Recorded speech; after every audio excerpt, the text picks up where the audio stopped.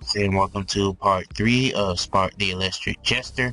And this is my freaking third time trying to record the commentary for this part here, but that's a story for another time. Anyway, the beat here makes me want to, I don't know, bust out a rap lyric, or, some decent rap artists from like back in the day can probably bust a sick flow on this.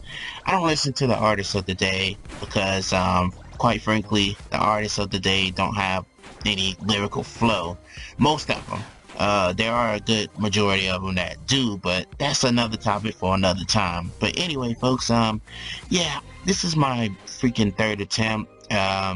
It's late night. It is 2 in the morning where I'm currently at right now at the time of this recording anyway.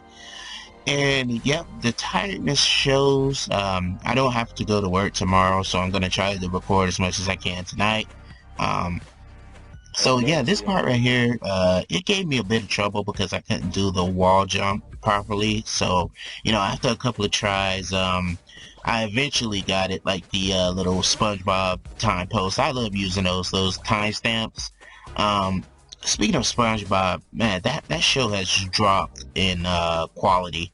It used to be very hilarious. Matter of fact, the most funny part of the funniest part of SpongeBob I ever seen, and this is just my opinion, of course, is when he was trying to prove how tough he was. He was trying to get into some bar, and he was trying to prove how tough he was, and he he started punching the air, try to show off. But the thing that got me was when he went to crack his knuckles. You could hear a really loud pop, and his eyes just shot open, so you really don't think of anything of it except for when he brought his fingers slowly up to the screen. Most of his fingers was broken, and I don't know why, but that just cracked me up. I think that's like one of the funniest episodes of SpongeBob ever. But after a while, I just stopped watching SpongeBob. It's still showing on the air. SpongeBob is like over 20 years now. I want to say it's about 20 years or over 20 years, and that show is still going on. So there's a point where you need to stop a show after it's been on the air for a while. I mean, yeah, more power to you, but it starts getting lame, then it's like they run out of ideas. And I know I'm probably gonna catch a lot of flack for this one, but take Family Guy, for instance. That show been on the air for a long time, and it was funny at first, but now you just start seeing the stupidity of the show. And most people don't watch it now because it's run its course. Simpsons is another good one. I was gonna say Samsons, but Simpsons is another good one that's kind of ran its course. It's been on the air for a long time as well. I think it's one of the longest running animated shows right now. I mean, I see most shows that run a course of like 6 years or 7 years or something like that. I mean, even Steven Universe is ending, and that's been on for like 6-7 years now, and that's about a good run time for an animated series, I want to say, especially something that's designed for kids. But anyway, yeah, I want to say a good cartoon runs its course for around that time. If it's a bad cartoon, it's only gonna last about a year or so. And I remember some bad cartoon, folks. The one that I really couldn't stand, and this is just my opinion, of course, if you loved it, more power to you, but the show that I really couldn't stand, and I think the co-hosts agree with me on this one, because we was talking about some of the worst cartoons that we've ever seen, but for me it was what was that show name, Flapjack, I think that was the name of the show. I couldn't stand that show. Every time that show came on, I turned the channel. And also, what is it, Fred the Pineapple or something like that? No, not Fred from the internet. It was like basically the coconut on an island. I forgot the name of it, but I'll probably put it here in the video. But that show, I've seen like one episode and my brain is just flatlined. Like, I really couldn't stand that show as a kid. So, you know, there are shows that you really can't stand and get into. And, you know, I started, when I really stopped watching cartoons was around the age of 12, because I started to get into anime, because I found anime more interesting than cartoons. But of course I watched anime as a kid as well, but I didn't watch that much of it. The anime I remember watching a lot was, and you folks are probably along with me, was DBZ, Dragon Ball Z. That was the show that I waited for on Toonami, 5 o'clock. I waited for that show, although I never seen Sailor Moon. As shocking as that might be, I know of Sailor Moon, but I never actually like sat down and watched an episode of Sailor Moon, because every time I would do that, I would turn the channel every time it would come on. The only thing I remember about Sailor Moon is the intro and the outro. That's the only thing I remembered about Sailor Moon, so that says a lot. But I've been getting opinions from my friends and stuff, and they say I should watch Sailor Moon, so one of these days I'll give it a try, because I know it's a lot of variations of Sailor Moon. So we'll eventually get to I'll eventually get to Sailor Moon, excuse me, you know, when I eventually get to it. And there is some Sailor Moon video games out there, but I don't know, maybe tackle it sometime in the future. But anyway, it's another hot night in Florida, so if you do hear anything in the background, it's most likely the fan, because it is blistering hot in this room. That's what I hate about staying in a hot state. Sometimes, you know, you gotta deal with the temperatures and what it's bringing and whatnot. But anyway, folks, I do hope you folks having a fantastic day. I hope your day went great. You know, I hope you went out and, you know, lived a little. Even if you didn't, I do thank you for watching, you know, a video about a nerd ranting about something that he loves to enjoy and likes to play. I think I got that motto right. I don't know. Maybe I should go back to the other videos I have and watch that motto again, but it's not really worth it. I mean, it makes things unique and spice it up a bit. But anyway, I do have a bit of a cold. It's like I'm getting sicker, and you know, it's like I'm feeling good, getting sick, but getting better. Is off and on. I think I'm off and on with a cold, and it's kind of pissing me off. I got a runny nose right now, so I had to move the mic away from me to, you know, kind of blow my nose a bit. I vetted that out so you folks won't have to hear something that gross. But yeah, anyway, folks, yeah, we was talking about cartoons. We should be talking about the gameplay of Sparkster here.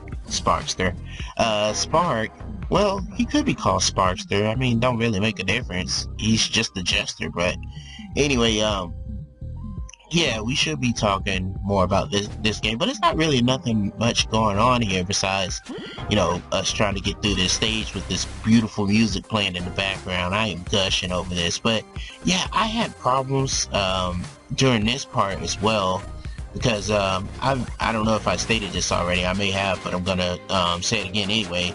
I've only played through you know, up to stage 4, because this,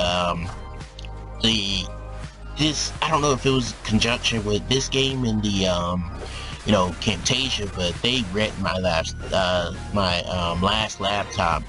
And the first laptop that I ever had was an HP. I need to check something. Figure out what's my microphone. Turning that up all the way. Okay, but anyway, the first ever laptop that I had was an HP laptop, and I've gotten that laptop through the Job Corps Chronicles. Yeah, we're going through that. I officially call that the Job Corps Chronicles. But anyway, I've gotten that through you know, a guy sold it to me at Job Corps for 60 bucks. It was an HP,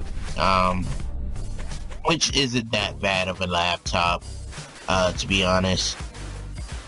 But yeah, he's an HP laptop. It had Linux on it, and I didn't know anything about Linux at all as an operational system. I do now, of course, but this was 2010, 2009, 2010.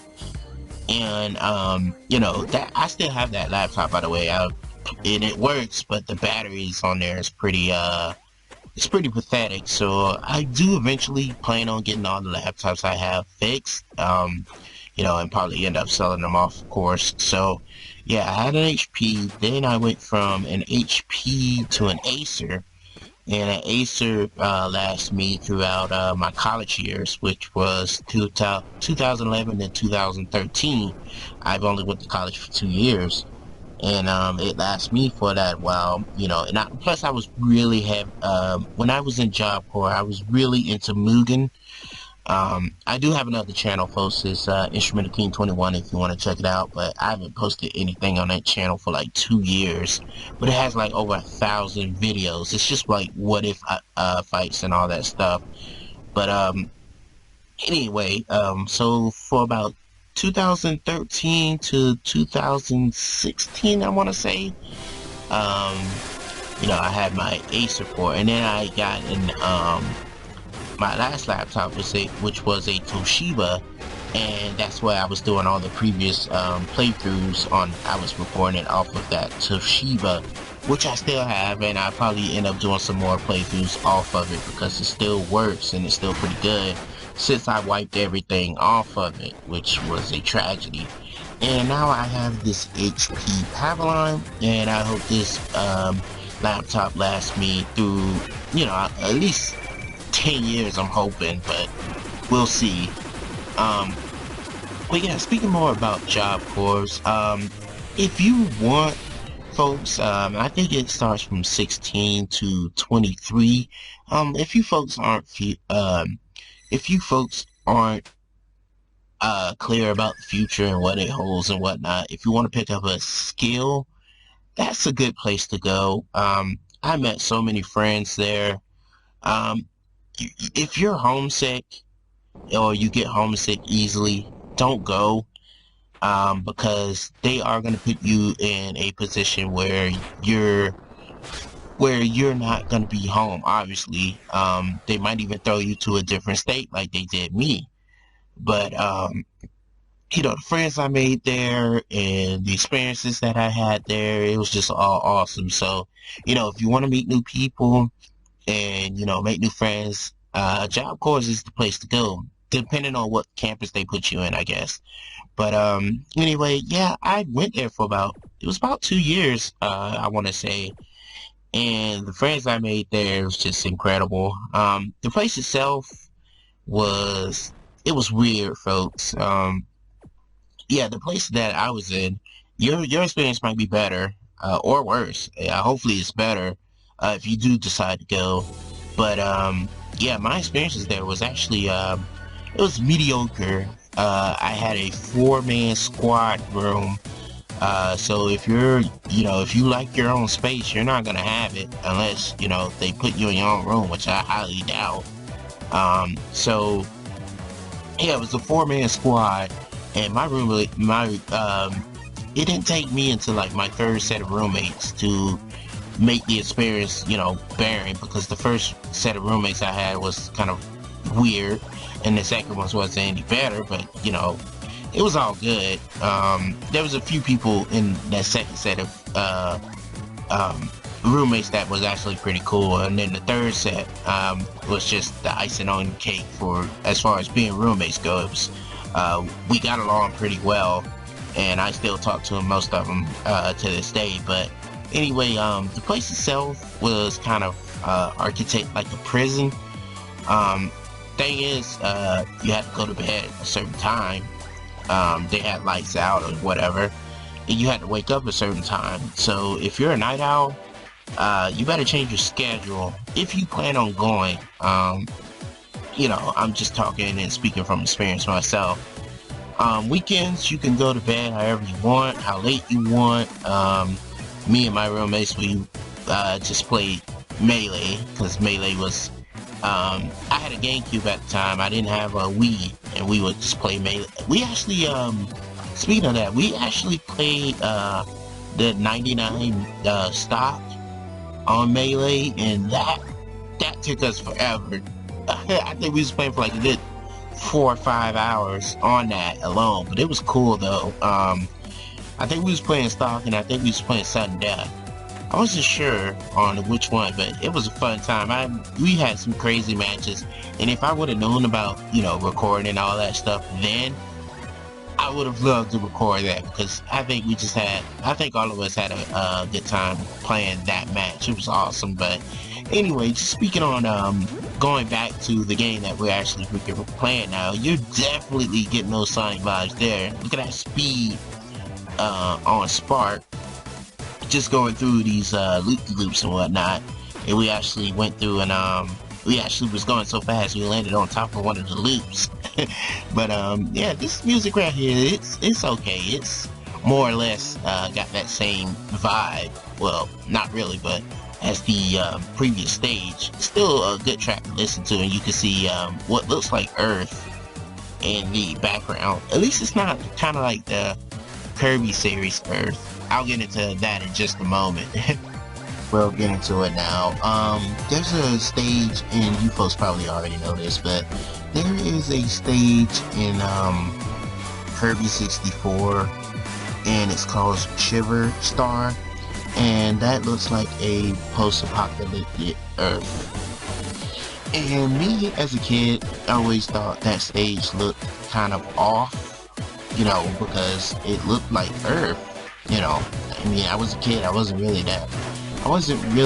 you know, stupid, so, you know, it looked like Earth, and it looked like just stuff went wrong. I don't know, folks, that's just something deep. But anyway, yeah, there's fireworks, look like in the background that's going on, and that loop-de-loop design didn't look right to me. But the music here is still banging, it's still pretty good.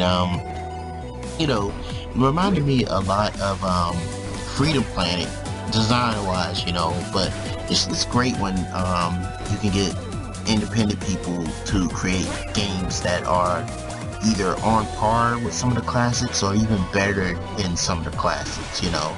And it's the same because, you know, 9 times out of 10 they grew up playing the classics, and they just wanted to replicate it and show their love for it.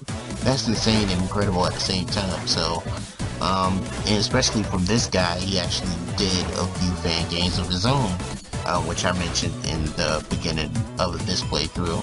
Not really gonna go over it after again, but yeah, it's incredible. So it's just like fans with take Sonic Mania for example, a guy who loved the series, and you know, he ended up creating his own game. So folks, if you're out there and you're doing fan stuff, don't give up, because in the end, you know, you can end up being like these guys and either creating your own stuff, or, you know, just overall just pretty much creating your own stuff and get your name out there. This boss right here was kind of weird. I don't even know if I really should call it a boss, but it was just weird. Look at that face, man. That's like me when I wake up in the morning. That's just me 100%. That face anyway, it's like when I first wake up and didn't have any caffeine or anything. Yeah, that's the kind of face I made. Man, it's just voided of life and pissed off at everything. But that's just me in general when I wake up, because I'm really not a morning person, but my job demands for me to be there in the morning. So yeah, that's my face right there. But anyway, folks, that's gonna do it for the end of this part. I'll check you out in the next part when we return to Spark the Electric Jester. Night, folks.